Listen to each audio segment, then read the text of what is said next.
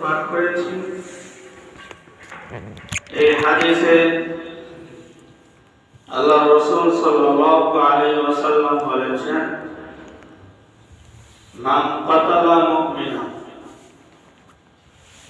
ফাআতবাহু ফি কতলিহি, যে ব্যক্তি কোন মুমিনকে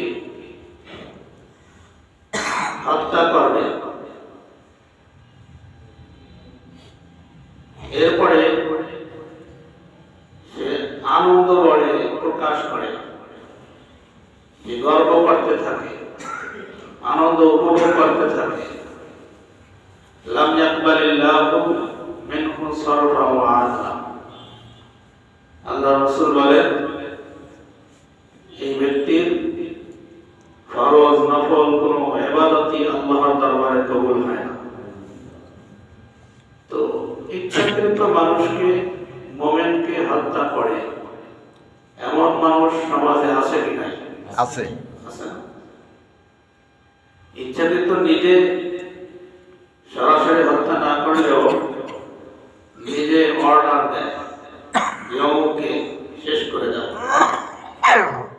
তো যে হত্যা করলো আর যে অর্ডার দিল, দুইজনে কিন্তু একই হুকুমের অন্তর্ভুক্ত।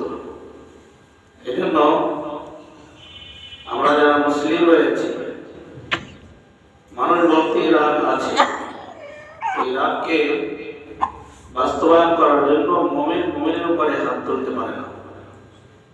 তো এই হাদিসের দিকে লক্ষ্য রেখে জীবনকে করতে হবে, নতুবা এই যে ইবাদত বন্দেগী করতেছি এগুলি কোনো কাজই আসবে না।